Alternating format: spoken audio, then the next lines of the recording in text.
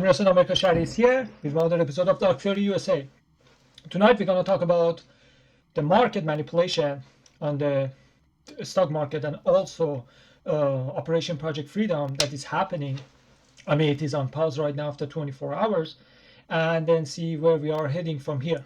And why I'm talking about these two seemingly irrelevant points, the reason is because I believe down on the road they're gonna merge together and they're gonna give us some heads up about what the future gonna look like. For example, for the market manipulation, when we see the pattern, every time something is rising on the news, something like everyone talks about that, and we see what happens next, and when same thing keeps happening, so we can predict that, oh, this time if the same thing happens, okay, we can expect this happen or that happen. And also on the other hand, when it comes to Trump's tweet and operation and stuff, like, Friday before the market closes, he says something, and in Monday morning, 2 hours before the market starts, he says something else.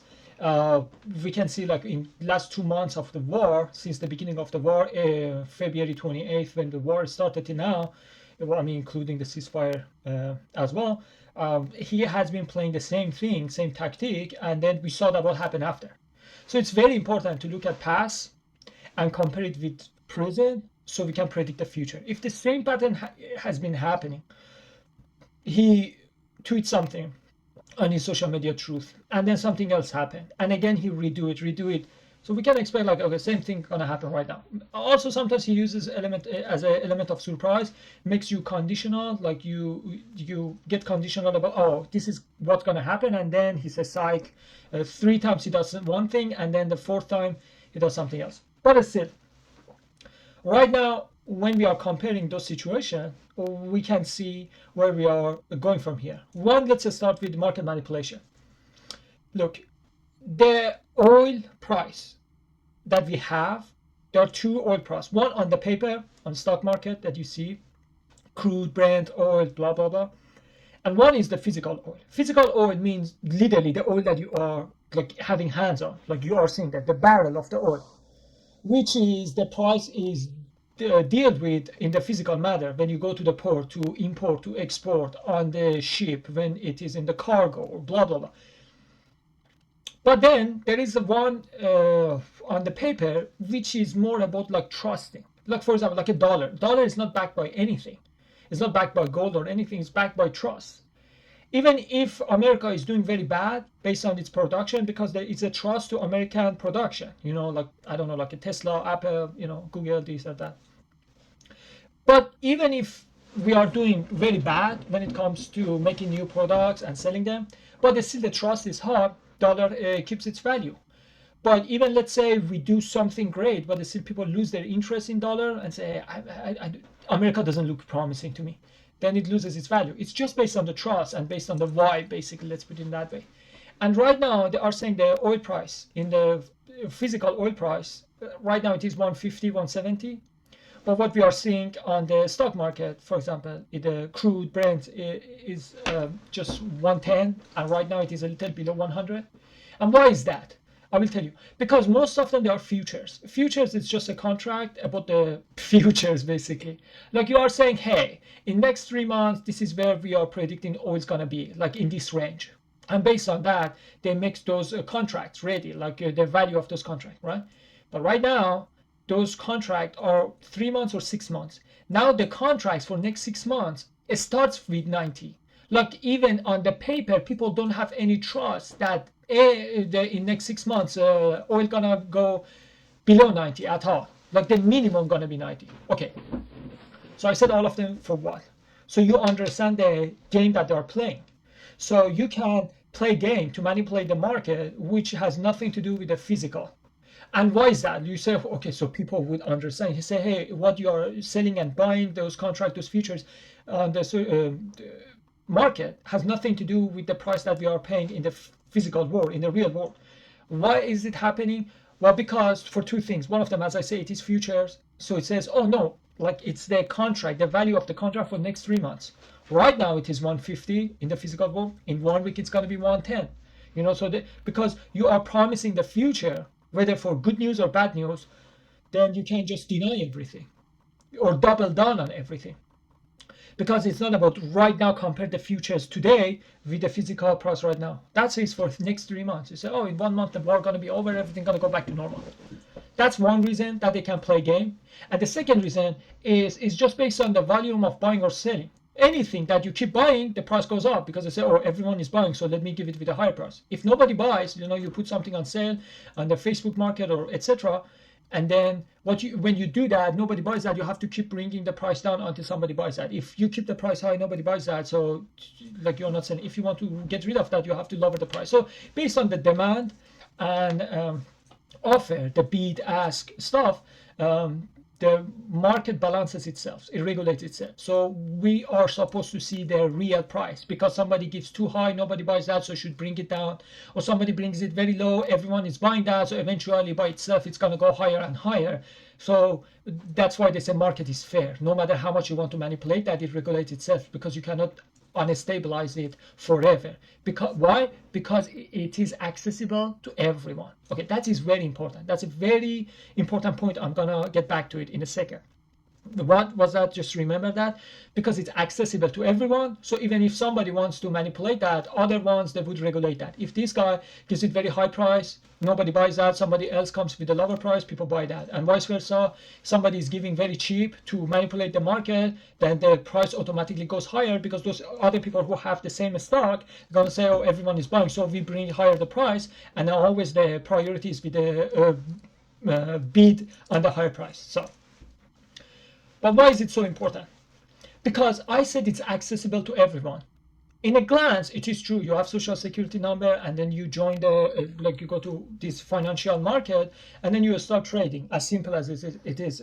You just couple of the pushing button, just pressing couple of buttons. You buy, you sell, you put the money, withdraw, you deposit. That's it. Where's the catch? In communism, everyone has equal share. Even in capitalism, when it comes to the vote, everyone has the equal share. Like Elon Musk is the richest man on the planet. His vote has the same value as mine, right? As the same value as somebody who's homeless, right? President has the same, but his vote has the same value as someone who is the criminal, who's convicted felon. Irony is Trump was convicted felon too.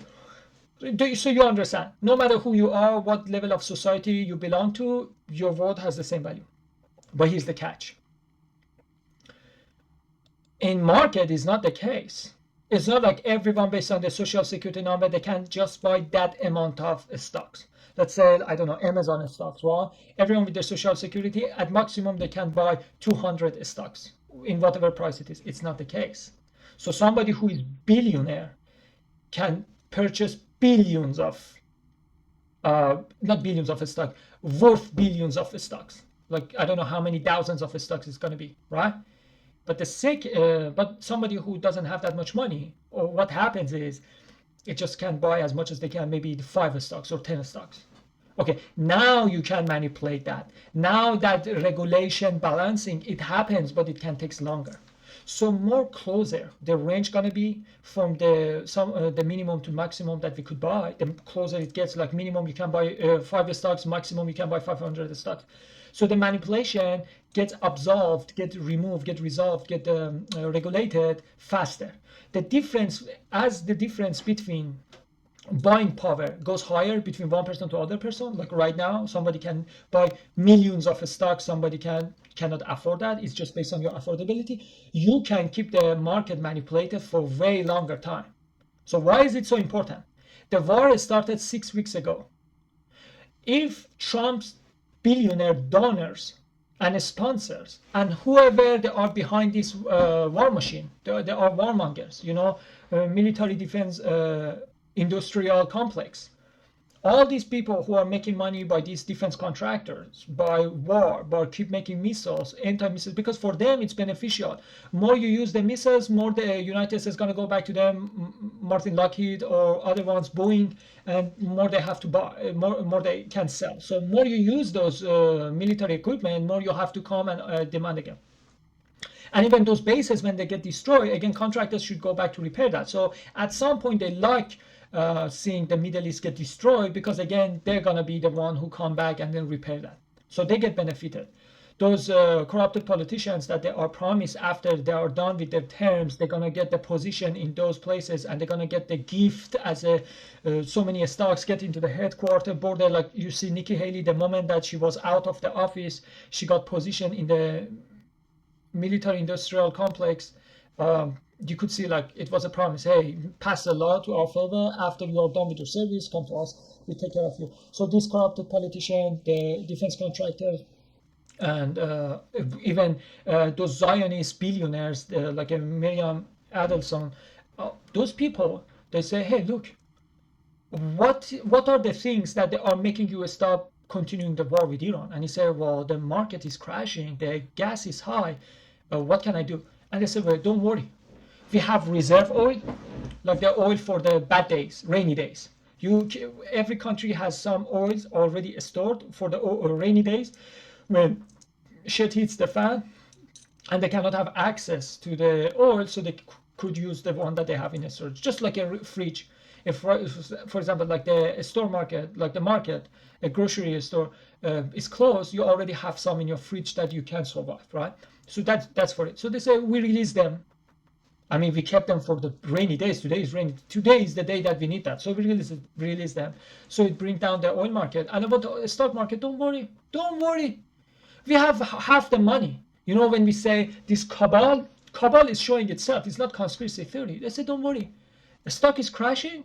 Organically was crashing. Because people were saying the reason that the stock market was high was because of the AI bubble. And the reason that was AI bubble was because the Arab countries around Persian Gulf, they were selling the oils, and all the money that they were making, they were investing on the stock market. So the only reason that it was high was because of AI. The only reason that was so much money being injected to the market for AI was because of Arab countries. They were manipulated, or they were promised the future is in AI, so invest on our stock market on AI. So, but now they are getting attacked, and they are saying, hey, can you give some of those bonds, some of the treasury, some of those dollars that we have with you? We need money, we need cash to fix some of the damages that we had during the war. And America didn't do that because the stock would crash. But here's the catch. So now we are asking ourselves, okay, so which one is it? Like when it was crashing was organic, or right now that is going up? I'm telling you, when it was crashing was organic. Because when you see all those reasons that they kept the bubble, AI bubble in the US stock market not being bursted, was what? Was just Arab money injecting money into the market. But if now, right now, Arab people, not Arab countries, not only they are not investing anymore, but they are demanding to get some of the money, the cash back, to spend on their own countries. How is it possible right now it is going up? When still Arab countries didn't ask to get the money back. Still they were investing on it. The stock market was going down. But now that they are not investing anymore, and some of them, like Saudi Arabia, say maybe we join the BRICS. And also they are saying to America, can you give some of our money back, some of the money that we invested? We need those money right now. We have some problems in our country. At that time, there was no bad news. Still market was crashing. Right now, we have all the bad news, and market is going up. It's this manipulation. It's just the cabal. Like when we say 13 family, they have half the wealth. I'm not saying that like there are 13 family or Freemason or something, but I'm saying this is market manipulation. And you only have to have so much money that you could compete with other regular people, whoever has 10 stocks, 100 stocks, 200 stocks, 1,000 stocks, 20 stocks. Like you versus the rest, you versus the all, and still your money is bigger than theirs. So even if they keep selling it because they say, oh, we're going to go to the recession, you can keep buying and keep it high. So it shows how much money you have compared to regular people all together combined, that no matter how much they sell, if you buy, your buying power is bigger than all of them combined, that is still the stock going to go up. Or vice versa. They keep buying it, but you keep selling it until it goes down. It just shows like those people who are pro-war, they want to give the reason or excuse for Trump to continue the war. They say, what are you afraid of? Midterm, forget about midterm. You're done. So they already made it clear, Trump, you're not going to have the Congress, so forget about that. So I don't know what type of demonic or evil plan he has. The way he used to be so afraid of his popularity, but the way that he cannot care less right now, I'm afraid maybe those conspiracy theorists, they were saying he wants to make it a national emergency. One of the reason ICE agents with the mask on, without any badge or anything, they were going round people up. Probably it is for the reason to make it national draft. America gonna start the World War III. Trump gonna start World War III, and then just like the Ukraine, when you see like stop the car and then drag the guy, Ukrainian youngsters out of their car and put it in the van to put them in front row the war with Russia, front line with Russia. The same thing gonna happen in here. They're gonna go after people. They already put the automatic national draft 18 to 26 automatic. Back in the day, it was automatic. You had to say, hey, you can draft me if you pay for my tuition, for example. Right now, automatically you are drafted whether you like it or not, and it starts from November. And the irony thing is, like the crazy thing is, exactly November is a midterm. So he knows that it's gonna go worse. So he's doing already stuff that after even Democrats get elected, those laws are already passed. So there's nothing they can do for the rest of his presidency. So I don't know, like really the way that he stopped caring about his poll, about his popularity, and he started attacking all those big people that they were the reason he got elected. I think they were promising him something. Hey, you're gonna be king. You're gonna basically a state as a country in the national emergency situation, and then you can do whatever you want without authorization of the Congress and stuff. So it can be dangerous after midterm. I'm not gonna lie. I'm a little worried at this point based on everything that he has been doing. But before the midterm, we can talk about that later in another discussion. But right now, before the midterm, other than his popularity, his approval rating, that it's tanking, two other things that he was very concerned about. One of them was the oil price. Other one was the stock market, financial market. And the oil market, they're saying, hey, we have enough reserve for 6 months. So until the war is finished, we can use them, and then when everything goes down, again, we can add it to our reserve. Because you store them for bad days, for the days that you need, and today is the day. So what's the point of just saving for no reason? That's the reason. So that's for oil, to keep it down. For the stock market, those rich billionaires around him that they were provoking him to continue the war, they say, oh, you're worried about that? People are selling? Our buying power is way more, is 10x, 20x, 100x more than regular people buying power combined. They are keep selling it, the stock market is going down. Don't worry, we keep buying it. We keep buying it until it keeps it up. If you remember, for the Dow Jones, when there was a Pambandi was saying, oh, Dow Jones is it's 5,000 or something. When they were asking about the Epstein, they say, what does the stock market have to do with the Epstein? So he wanted to distract that. But that was purposeful. They say, hey, keep the stock market high, so at least we have something to say, even though it has nothing to do with the Epstein file, but we have something to say. That's why he was making theater. She was making theater. She was causing drama. But remember, just a few weeks after that, it crashed because it was just a bubble. It was just market manipulation. Bring it up to have something to say, and then when we are done with the theater, then bring it back down. You don't need to keep it up because, again, remember, the market, it is true that regulates itself, balances itself off, but as the difference between buying power between billionaires and regular citizen in the market, in the free market, the buying power, the difference goes higher, the time it takes to regulate itself takes longer. If you could buy 100 stock, I could buy, rest could buy 5 stocks, maybe it would take 20 days, 5 days, until we keep buying, you keep selling, we keep playing game until it regulates.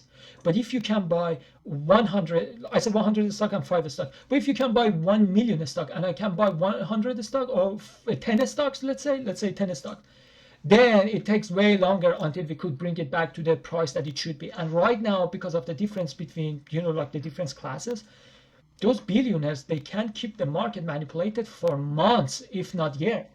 So it's not like, oh, for 1 year or for 1 day or 2 days, they can manipulate that, but eventually it goes back to what it should be. No, it can take months, if not years, to get back where it should be. And it is enough time to buy time for Trump to do what he wants, and the moment he's done with that, the stock market gonna crash. So you should be more afraid when the war is stopped and they don't need to manipulate the market and take their money out of the market, then you would see the real crash. Right now they need market to be up to have something to say, just like for Epstein, Pam Bundy. If you remember, Dow Jones is above 5,000. They need that. That's why you see everywhere the people are talking about that. Everywhere, the Fox News, all this honest, the pro-war experts, mouthpiece basically. They are saying that, oh, it is high, it is high. Why? So they have something to calm the market. You see, everything is calm, everything, so he could continue the war. So these two things is telling me that we are going for the third round of the war, because the manipulation is way more obvious than ever. And whenever they get so desperate that they don't care about their face, their reputation, and they just go plainly and loud and very obviously manipulate the market, it means they don't have any other choice. It means they're really desperate, that they are doing that to oil market and to the stock market. And what Iran is doing right now, it says, look, if we let Trump to buy some time so he could keep the market and people calm, so he could continue the war. In order to stop Trump from doing the war, so what they do is immediately respond back to him. That actually pissed Trump off. That's why he said, oh, these people should know how to communicate. Like this, the PR of the IRGC or Islamic Republic, they are not professional because they are talking shit online. Exactly. Because when backdoor they are talking shit, but in front they let you to save your prestige, you get emboldened to keep attacking them. So they have to come in public and then basically humiliate you. So then the journalists start to say that. I remember after the 12 days war with Israel, what happened was Iran, in order to let Trump save his face, so he was saying the bullshit, and Iran said, let him have it. But then the war started, these 40-day wars, Operation Epic Fury, whatever. And for that, they say, oh, you see, because we let him have it, so he got so arrogant that he believed his own lies. So now he's attacking us. So instead, now the moment Trump says something BS, they come back to social media and then expose them. And that's why, like, they force X to get the blue check out of these people, so less people would believe that. Because whenever you see the gray check mark and say, okay, he's a real person, but they already gonna make so many prank pages of that guy and bring it up, so people don't know that if it is the prank or if it is real, and at some point you stop caring, so you don't care what they say. But as long as they have the gray check mark, you always say, okay, let me see what this official says. So they are keep removing the check mark only to make people not know if it is real or not, and eventually stop caring. So they wouldn't be effective that much by replying back to Trump and humiliate him. The same thing happened with those Legos animation. Now on the YouTube, the channel is closed, is banned. It's all because of Trump says I'm losing the war. Like every time that I say BS, they already respond to it, and people see that and they don't let me do my thing. So they said, don't worry, we do the censorship for you. We release the reserve oil to keep the market down, and we have all the money. We keep buying the stock, we keep it up, so you can brag about that, and to at least save their face and say, you see, everything sound reasonable and fine and calm, and you go back to war.